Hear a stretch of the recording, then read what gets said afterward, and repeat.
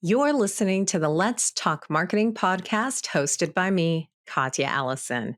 So, what have you gotten yourself into? In short, it's a good time, a great conversation, and a little bit of learning along the way.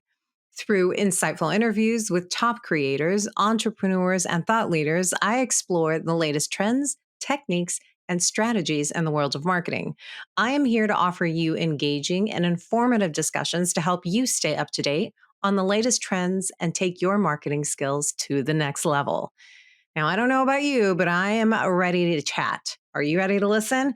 Because in today's episode, we are covering NIL for marketers with Bill Jula. He is the founder and CEO of Postgame, a sports marketing agency specifically for college athletes, and will most definitely be a wealth of knowledge regarding the best approach for student athletes. So let's talk marketing with Bill Jula. Bill, welcome to a Let's Talk Marketing podcast. I'm excited to have you on here. I'm excited about all the guests always because we get to dive into just kind of some marketing concepts. And today, what we're going to cover is NIL. So this is going to be very juicy and really what marketers should know when they're approaching student athletes. So welcome onto the podcast.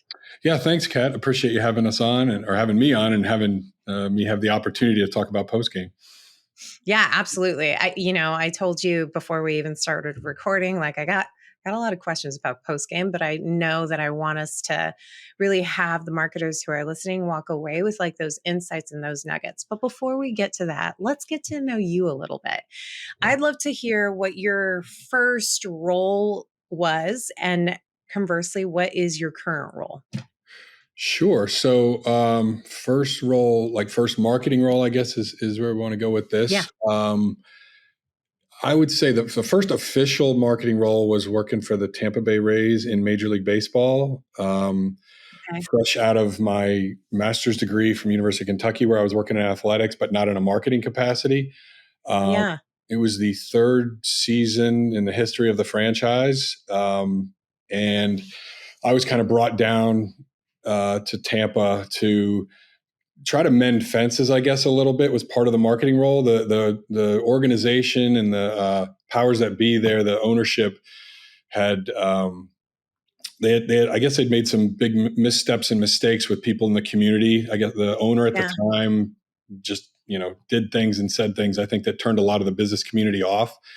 So part of my role was coming down and trying to mend that fence, going out to chambers of commerces and Kiwanis clubs and all that stuff, and basically trying to say, hey, no, this is a really good franchise. It's a good team. They believe in, this county and that county and all that good stuff. And and part of that role also involves some sales and trying to sell corporate sponsorships and suites and all that stuff. And just to wrap it up a little bit, it was arguably one of the worst 9 months of my life.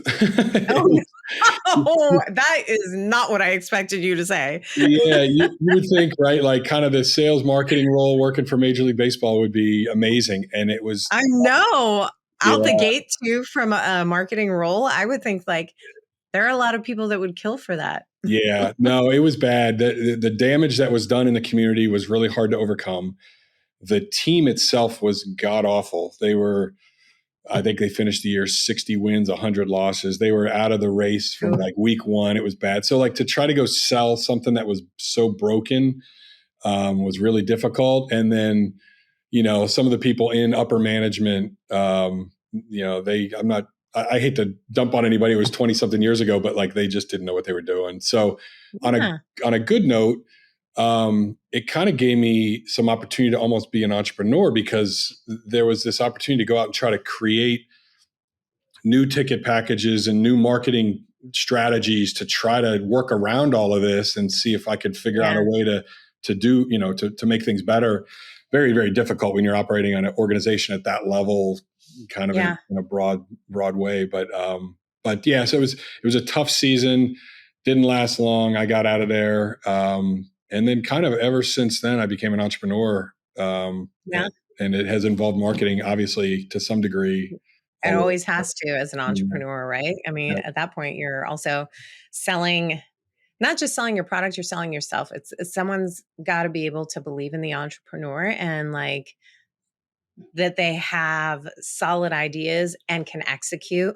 There are a lot of people walking around calling themselves entrepreneurs that have really great ideas, but really fall short on the execution part. Yep. So I think it takes a good balance. Sure. Now, what are you doing right now that you love? But conversely, what would you pluck out? Like, this would be perfect if I could just remove this aspect of my current role. Yeah. So my current role right now, I'm CEO and one of the co-founders of Postgame, NIL agency, works with brands and college athletes, obviously, to Yeah. do primarily influencer campaigns. The thing and part of my role as CEO, we divide the company up in a couple different ways, but my role is really more on the marketing, vision, tech side, managing campaigns on the brand side. We kind of divide it that way. And then the other side is kind of more sales driven. Yeah. The thing I really, really love, aside from owning something and seeing it do well and all of that, the obvious, the thing I really, really like about this business is the results. And when I say results, it's not necessarily the results we're getting for the brands that we're working with. It's the ability to see these athletes earn money finally, and to Yeah. be a part of this in the history of college sports. This is like a huge moment, and we're one of maybe a handful of companies that are playing this major role in this with college athletes. So it's like every other day when we're doing payments out to athletes for doing social media posts promoting brands. I mean, most people would say like, oh, okay, money's going out the door and you're paying these athletes, and it's working into your margins and all that.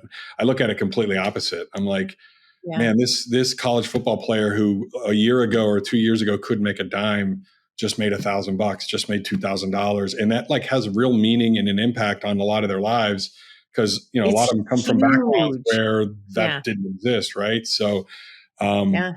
that's probably the thing I have found sort of surprisingly that is just really, really enjoyable about this. The thing I'd like to pluck out, we've gotten bigger. We're up to 10, 12 employees now.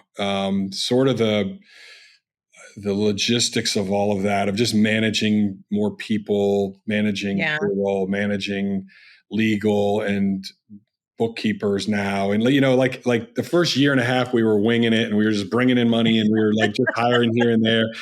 And now it's like it's all kind of it's got to get more buttoned up, and Yeah.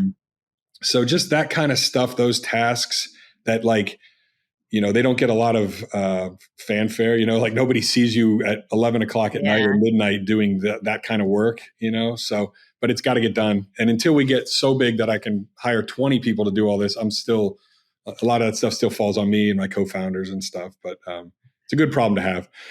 It is definitely a good problem to have. I always like to think of that from like building a house perspective. What you're talking about, what you would pluck out is really honestly the plumbing and the electricity, Yep. because those are behind the walls, needed for sure. Yeah. But like, until you do have the money, it's sucking up your bandwidth, and it's also, having you, not that this is the analogy, right? Like YouTubing electricity and plumbing and all of that stuff, right? Right. So, you also have such a kind of just a great product in general that I'm sure that it'll be no time before that is not on your plate. Yeah. But again, I'm probably skipping ahead because I do want to talk about Postgame and NIL. But because you're in just kind of this space as well, too, I'm really curious.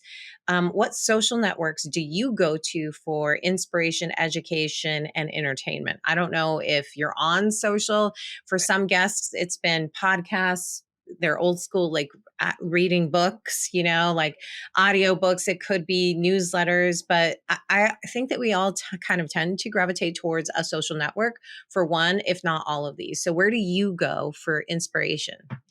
Yeah, it's funny. I can revert back to the previous question too a little bit here. So the working on all the plumbing kind of thing. Yeah. I have 2 or 3 of my employees went out and flew to Houston, went to the Final Four, right? And they were able to do Yeah. it as part of what we're doing with Postgame. It made it easy Yeah. for them to get in the game and do whatever, right? And I'm sitting there going like, they're enjoying all of this, but I'm still back here, like, having started this thing, like I'm the one over here, working at midnight while you guys are at the game. So, to kind of go along with that, to your question, we're so, because we're in this like influencer space and we're so heavy every day, all day in social media, tracking what the athletes are doing there and conveying all of that to the brands and everything. It's really funny. The second I can get away from being on social media, I actually do. Like the last thing I do when I get home is get back on Instagram or get back on, Yeah. Twitter or whatever. So, I kind of use Instagram the most. I use it primarily. My son plays baseball up in Tennessee, and I kind of use it to put like his highlights out there. And so some of my family Yeah. who can't get to see him, get to see some clips here and there and stuff. So I use it more for family purposes as opposed to, Yeah. trying to like build myself up as a brand, which is I probably should be doing the other, but I try to keep that stuff more personal because everything else I'm doing is so public in a business way, Yeah. right? So yeah, I mean, to answer your question, I use Instagram for a little bit of fun. I don't use LinkedIn nearly like I should. My previous business that I sold a few years ago was kind of a competitor to LinkedIn, and Yeah. so I was always like anti LinkedIn because of what I was doing to compete against them. And they probably flagged me inside the system. So like I don't really have the experience I think some people have inside of LinkedIn that you're supposed to have. So I just kind of keep going That's forward without them. hilarious. Yeah. Well, then where do you go to get inspired, or like, where do you go to be entertained? Are you just, where do you go to get inspired? It's a good question. I honestly don't know. I was talking to one Are of my you just co-founders. you're walking around in this world uninspired? I find that very hard to believe. I mean, inspired personally or inspired kind of business wise, because like I was talking to one of my co-founders about that, and we are with this business, we are so head down, blocking and tackling every day to try to be the winner here, right, or the leader. Yeah. And what I've found is, the second I start paying too much attention to what everybody else is doing, or sort of all these headlines about what's going on in the industry, which I can tell you half of them are inflated. Like we're Yeah. doing this, we know what this is about, and so it's one of these things where it's like for this particular business, I've found it more important to stay really locked in and really focused, and not let myself get distracted, kind of chasing shiny objects. Yeah. So the inspiration, I guess, really comes from seeing the wins that we're having internally here and the I love product and the that. system working, as opposed to looking elsewhere to say, what's the answer here, right? Yeah.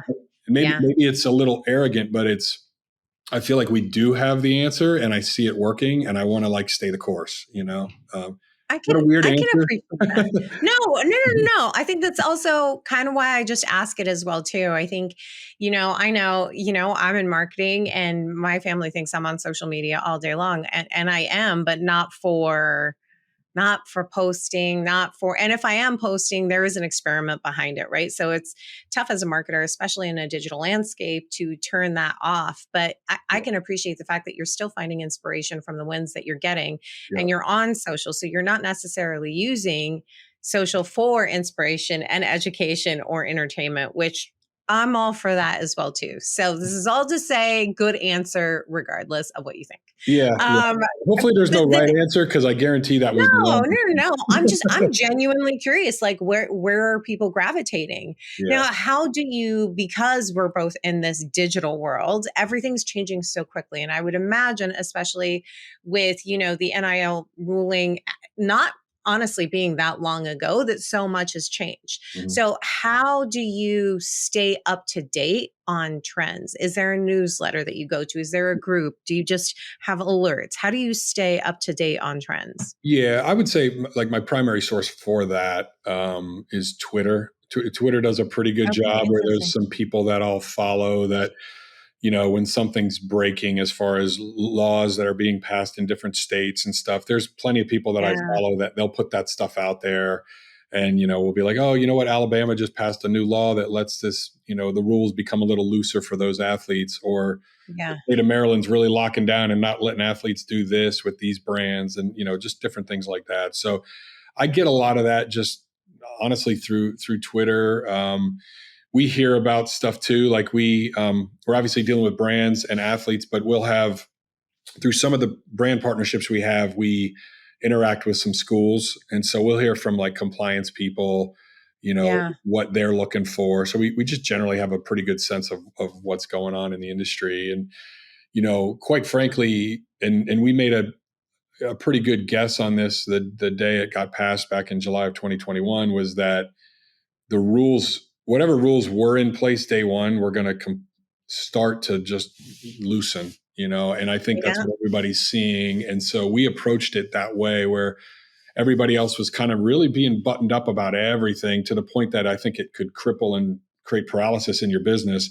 We sort of came at it a little more rogue style, knowing what we thought was going to happen, which is what's happening now. So our guess on this stuff has been pretty right. So Nice. yeah. Nice. Um, okay. So actually, that's a really good segue, because I am really curious about that. And you kind of touched on that as well. Like, since 2021, since the ruling came through, what has been the evolution? Like, as a marketer, what should I know? What should I know about NIL today for Mm, 2023 versus 2021. 2021? Yeah. Yeah. I'd say the from a marketer's perspective, or if you were a brand kind of looking at this 2 years ago versus now, couple things. One, the quality and caliber of the content that these athletes are creating has gotten Mhm. significantly better, and it's really, really good. Um, I don't know if July of 2021, how many athletes had the savviness to create good content that could be effective. And Yeah. just in few short months here, 2 years, you can see it just compounding itself. And a lot of that is what they're seeing through Postgame. We repost and they tag us. And so there's a ton of content that's just through our feed, is just showing up every day. And you can just tell it's just building off of itself every month. Like what was good content July of 2021 wouldn't even make our feed now, versus what these athletes are creating now.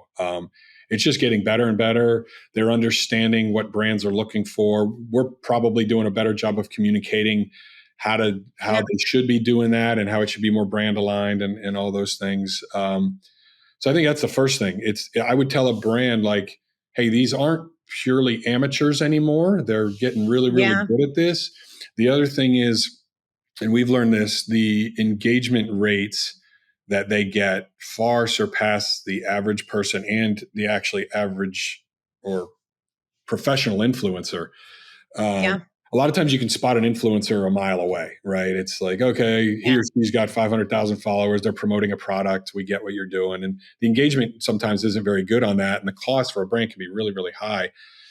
These athletes, particularly when you do it at scale like we're doing it, you get a ton of stuff that really comes across authentic.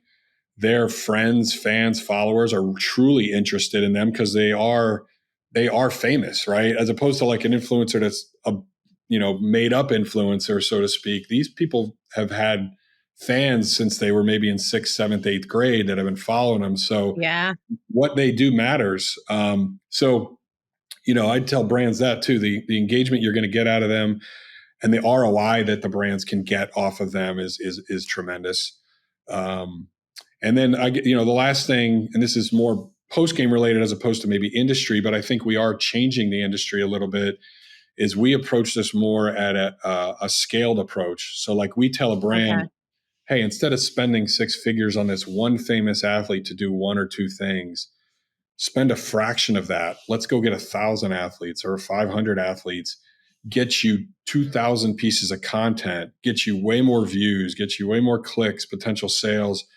And I always tell them too, there's that opportunity where like one of these when you start creating more and more videos, authentic videos, one of these might go viral, right? So all you need is one to like do this thing where it goes 30 million, 40 million views, and you pay pennies for that, arguably, right? So it just creates more opportunity for that to happen. And in that respect, and I'll stop being long-winded. In that respect, I think from an industry and a marketer standpoint, I feel like we're sort of flipping influencer on its head a little bit, in the sense that where you used to think about it in small terms of one or two people, no, like let's think about this at scale every time. Yeah, we can go work with the most famous college athlete. Everybody can do that. But the ability to do this with 500 female softball players at a time, or entire baseball teams, and things like that, like that's what we do.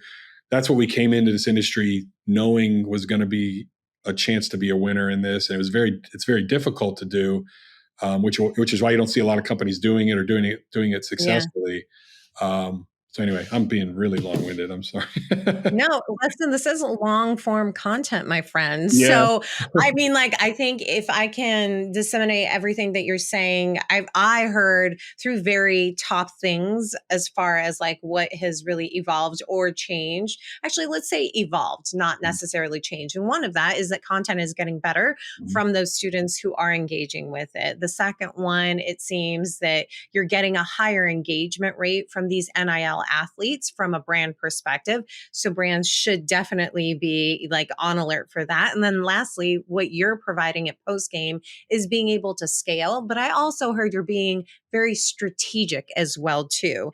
It's taking a look at the budget and saying, what can we do with this? And how does it serve both you and these student athletes? Correct. So that's how I would sum up. So whether you were long-winded or not, I took away the nuggets. I'll keep being long-winded and let you just summarize me. You did it. There you go. Exactly. Yeah. This is why I'm the host. Yeah. You need to come work for me, actually. I need to hire, because you dumbed it down really, really well there. So I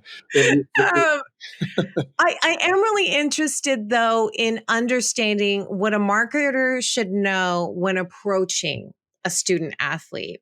Because truthfully, in a previous podcast I interviewed a few people for NIL, and there is the thought of like, all right, these are students and they're athletes. Those are two very big jobs. On top of that, being a content creator too. So as a marketer, what should I know before I even engage with any sort of student athlete so that I'm setting myself up for success and it can be a fruitful partnership? Yeah. I'd say the first thing I'd tell you as a brand or a marketer is don't bother going to them direct, come through Postgame. We'll do all that for.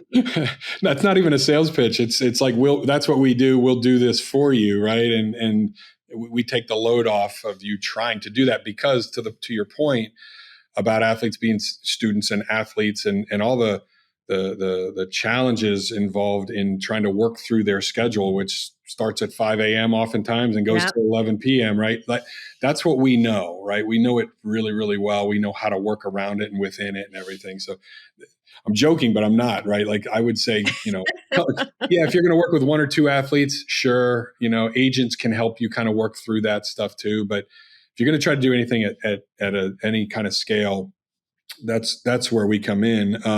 I would tell the brand, tell the marketer, with this particular type of influencer, I would come into it being having sort of more like realistic expectations around, or looser expectations around content, and being too prescriptive about what you're trying to accomplish. So like in the past, you might have worked with an influencer and that's all they do for a living, maybe, right? So like you can send them a campaign brief that's incredibly detailed, and they'll more than likely get it done and follow along and do a good job. But when you're talking about an athlete who has this demanding schedule, and you're talking about doing it with 10, 20, 100, 1,000 athletes, you have to have an expectation that not every little thing is going to get done correctly all the time with all of them. They're going to, but you have, if you come into it going, all right, I know I'm going to work with 100 athletes. I know 95 of them are going to complete the requirements. And I understand that 80 of them are going to do it perfect. But these other 15, maybe they didn't do it perfect, but they did some really good content. Like Yeah. find the value in all of it in totality, and don't get stuck in the weeds trying to just make sure every little aspect of the campaign was run perfect, because that's not going to Yeah. happen necessarily. If that is the expectation, then this might not be the market you should come into. I kind of tell our salespeople that all the time. Like, you have to frame this a little bit differently than what they typically expect. And the brands that get Yeah. it, they get it. Like, they get a ton of content. They repurpose it for themselves. They put it in their own apps. Like, none of the details kind of matter sometimes. It's like, what did we get out of this? We got views, clicks, sales, great content. We're using it in our own paid media now. Like, Yeah. when you come into it with that goal, it's a winner, no doubt. It's the marketers or the brands that are they just get stuck in these really, really finite details where you go, maybe you should just go back and work with the one-offs, Yeah. and do it that way. Yeah. Well, I'm also kind of curious because of their demanding schedule and because sports have seasons. Do you recommend that marketers leverage athletes when their season is going on, or do you think that you can leverage student athletes for marketing campaigns even outside of the baseball season, the football season, the volleyball season, and whatnot? Mm-hmm. Yeah, a bit of both. And it's kind of sports specific in how I'll answer this. So I think from what we've seen, football during football season is a little more challenging. Yeah. Working with football players during football season, Yeah. a little more challenging. Most of the other sports during season, um, nothing's off the table. Like, we can get it done. Interesting. Female athletes in particular are fantastic. Like, they find the time, they create great content. They really put some effort into it. So I would say, kind of generally, female athletes in season, out of season, it's a gold mine. It doesn't matter. Doesn't matter. Male athletes, like, in season, a little trickier. Football, definitely way more trickier.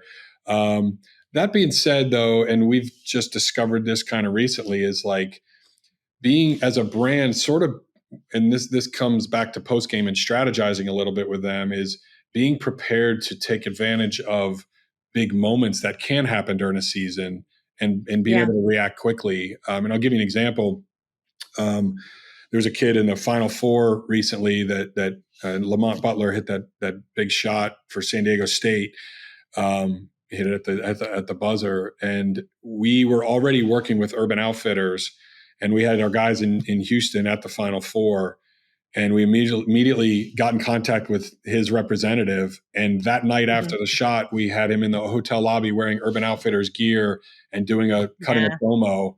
And so, like, because we were there, we were ready. We've worked with Urban for a year and a half now.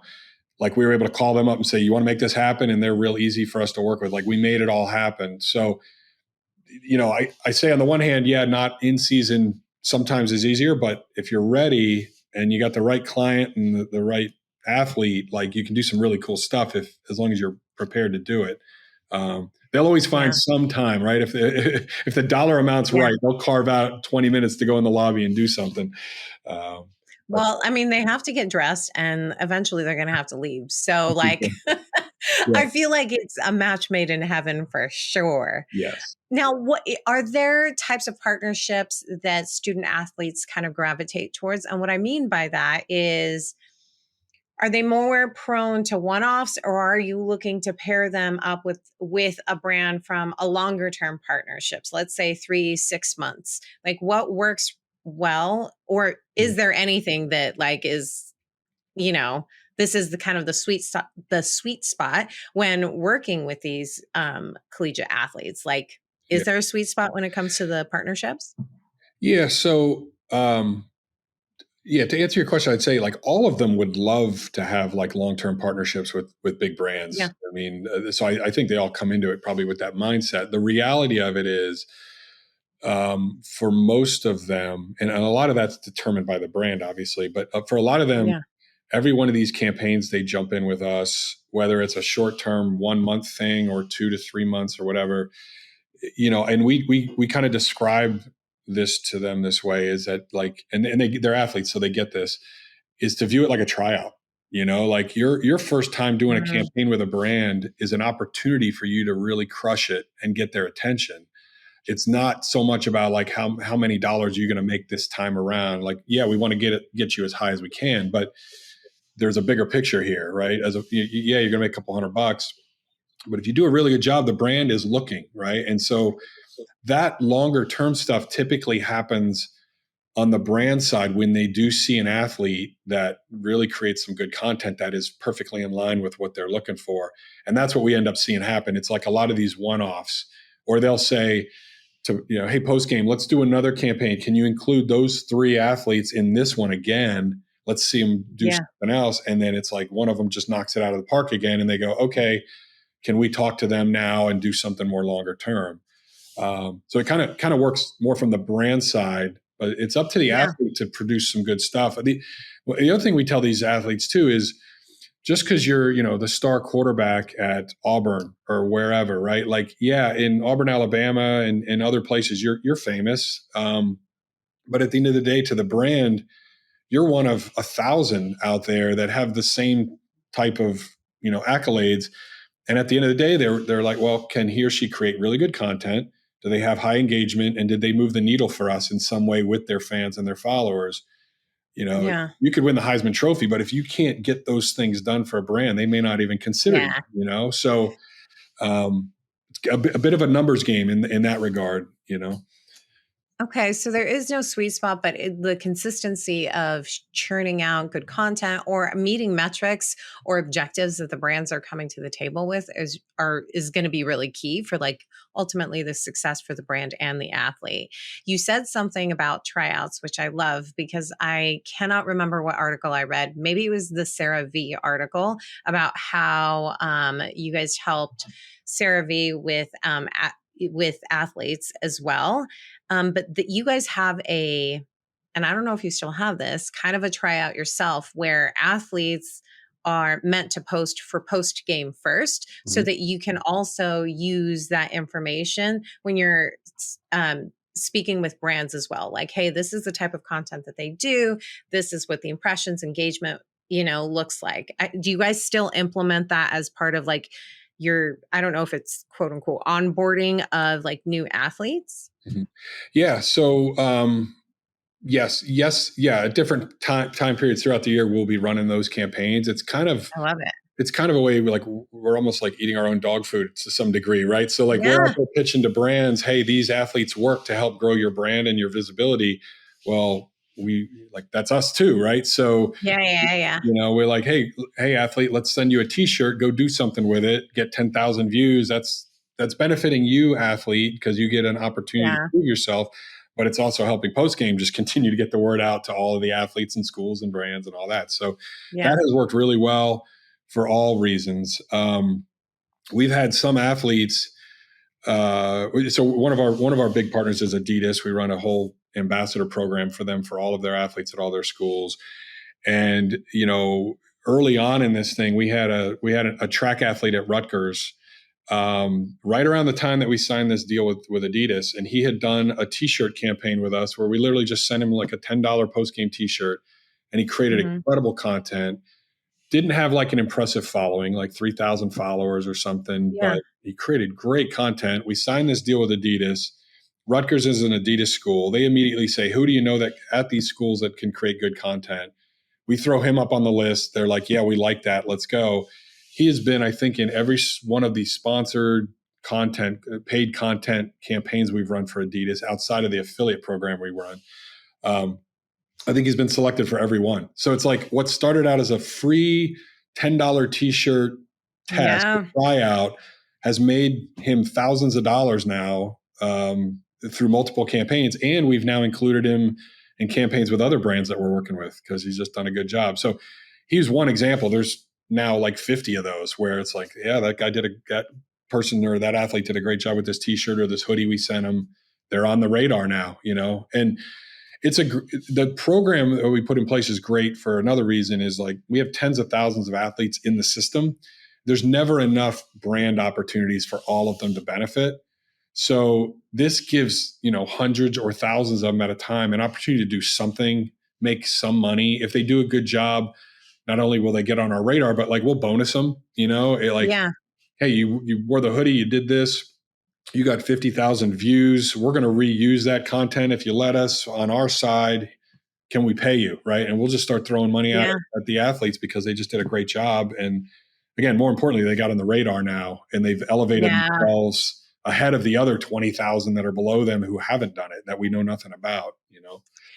I just love that as just kind of a marketing model in general. And I think that there are a lot of brands that should be able to like walk away from this conversation saying like, hey, how can I incorporate that? Right. Like when you're looking at a like a D2C company, it is about product gifting and you're product gifting, but in a totally different way, in a way that's going to benefit them while also paying into when it's working, right? Like that bonus structure is phenomenal. Why wouldn't they knock it out of the park? I do have one additional question before we start to wrap it up because I know that we're starting to hit time, but I'm really curious, how are you, if you are doing this, how are you guys supporting and educating the athletes on, content creation, or do you find that they like educate themselves? Mhm. I'm glad you said that. Yeah, that's the answer. We do a little bit of that. I mean, Okay. in our campaign instructions when we roll out a campaign, we give them all the details and suggestions and tips, and we'll put together a style guide sometimes, or the brand will provide that. A lot of times, those things to me are, they become very. Again, it goes into the weeds and the details of like all of this Yeah. descriptive stuff about how you should do this and whatever, and it's all great and we do it, but I think where they learn is honestly just visually, just like go on our feed, go on our tag section, scroll for 3 hours and just sit there and look at like thousands of pieces of content of what your teammates and the people you're Yeah. playing against are doing, and start to pick out what fits what you're capable of doing and what you like, and then just emulate it. Yeah. And it's look for the best of the best. So I think that's how they get educated, is just Okay. just scrolling and looking at what we're doing. Scrolling and being on social media and learning from each other. I like Yeah. that. You've given me so much time, way more time than I had told you I was going to take. That's all. Um, so I have one final question for you. Sure. If you knew then what you know now, what's the marketing advice that you give to yourself? What's the marketing advice I'd give? You know what? I would say stay the course. Like really stay focused, stay the course, stick to what's working. And maybe I might have said this earlier, but like don't chase like these shiny objects that are popping up all around you that look like good ideas. Because what ends up happening is like you get distracted, and you start to lose sight of Yeah. what you're doing as a business or as a marketer. Um, and that's what we're doing here. Like we're really, yeah, that's why I kind of answered your question about like what social media do I use and things like that. It's like Yeah. we're so head down succeeding at what we're doing. It's like why start to let yourself get distracted by other things that you could be doing? Like no, stay the course. Yeah. I've done that in past businesses, and particularly when you get involved in tech, it's really easy to just start developing a new feature here and a new feature there, and you hear three customers say they want this, and so you go and you put your dev team on it and you start to build something new, and then you wake up all of a sudden, you're like, we got 50 things here, nobody's using them, and nobody really understands what we do anymore either, right? So Yeah. I think staying very, very focused. That's what I would tell myself, like 15, 20 years ago, is stop chasing everything. Stay locked in Yeah. with what your plan was and see it through. Even though there's going to be times where outside forces maybe make things more difficult, or you're winning or you're losing or whatever. If you know your vision's right, do your best to just stay focused. I love that advice, and I couldn't agree more. I mean, it's going to help you be strategic, create your North Star, follow the North Star. It's going Yeah. to, remove distractions and help you achieve your goals. Well, Bill, I cannot thank you enough for taking so much time with me. I've had a blast talking to you. I still have 1,012 questions, but that's okay. That's a good position to be in. Maybe I'll have to bring you on again so that we can dive a little bit deeper into those as well. But thank you And so much. I hope that you found that episode just as insightful as I did. I think the world of NIL, as it pertains to influencer marketing, to marketing in general, it's going to be a game changer, honestly, in the years coming up. I've got, or the upcoming years, that's what I want to say. I've got some key takeaways for you. So, number one is a marketer in 2023, you should really know just kind of the quality of content created by NIL athletes has significantly improved over the last 2 years. And these athletes are becoming savvier at creating content that aligns with a brand's goals. Honestly, more importantly, brands should also be aware of NIL athletes. They have a higher engagement rate than average influencers, which is huge. It's all about engagement, right? Making them a valuable marketing asset. You're not going to want to pass up on them. Companies like Postgame are really changing the industry by taking a scaled approach to working with NIL athletes, creating more opportunities for brands to work with a larger group of athletes and then potentially go viral. Key takeaway number two. Marketers should not approach student athletes directly, but work through companies like Postgame that really understand the unique demands of a student athlete's schedule. This goes without saying. I think as marketers, we're we're busy. They're busy also, on top of being top athletes, on top of their schoolwork as well, on top of also being content creators. Additionally, marketers should have realistic expectations about the content produced by the student athletes. Like I said, they're juggling multiple responsibilities and they may not be able to deliver perfect execution every time. Give them some grace.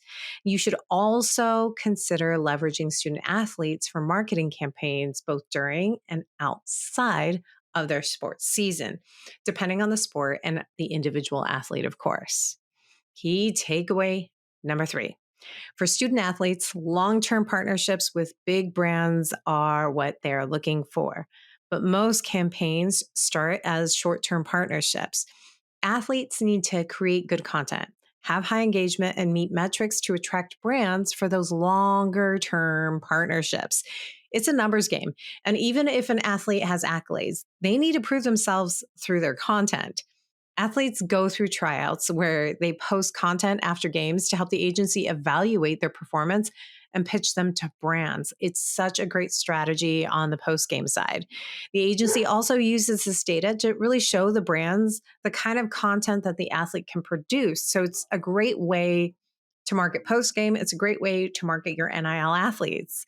So I love that. I'd love to hear what nuggets of insights you walked away with from today's episode. Subscribe and follow on LinkedIn, YouTube, Spotify, or wherever you listen to podcasts. A special thank you to my podcast producers, the amazing team at Content Allies. Let me know if you want more information. I am obsessed with them. Check out the episode page to learn a little bit more about Bill and how you can get in touch with me too.